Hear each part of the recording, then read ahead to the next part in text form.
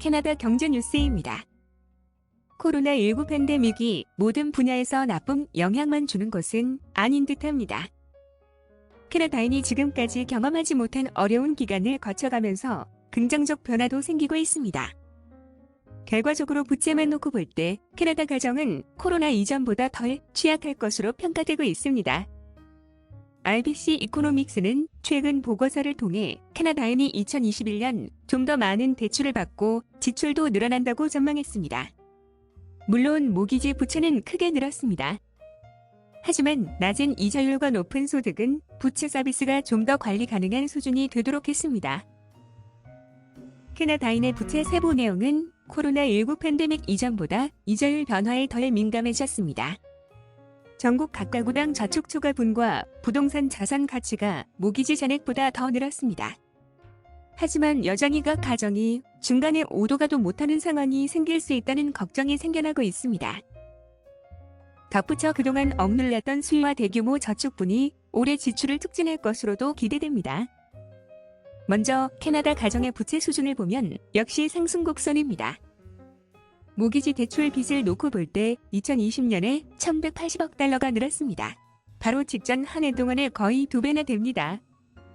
전반적 모기지 부채 수준이 팬데믹 이전 수준보다 높은 상태입니다.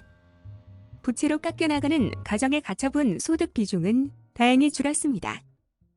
저이자와 소득 등 여러 요소들이 함께 어울려 부채 서비스 비율이 좀 더 관리 가능토록 만들었습니다. 눈여겨볼 부분은 팬데믹 기간 동안 캐나다인의 부채 구성 요소가 개선됐다는 점입니다. 여전히 다수 몫은 모기지 대출이 차지하고 있습니다.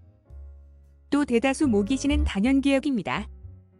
5년 고정 모기지가 작년 말을 기준으로 전체 모기지의 거의 절반을 차지함으로써 지난 2019년도보다 7%포인트나 더 많습니다. 즉, 높은 이자율이 향후 캐나다 가정의 대출 비용에 영향을 주기까지에는 좀 더 시간적 여유가 있다는 의미가 됩니다. 캐나다 정부의 비교적 보수적인 모기지 규정도 한몫을 했습니다. 다만 이 기간 동안 주택 가격이 늘어나면서 부동산 자산 가치가 부채 수준보다 빠르게 늘었습니다. 부동산 순자산 가치는 2020년 3, 4분기를 기준 전년 대비 무려 4천억 달러가 늘었습니다. 이 기간 동안 발생한 모기지 부채의 상승보다 4배나 더 많은 수준입니다. 우려되는 부분은 중산층으로 꼽힙니다. 소득이 높은 가정들은 팬데믹 기간에도 일자리 손실에 덜 충격을 받았습니다. 오히려 저이자의 혜택을 받습니다.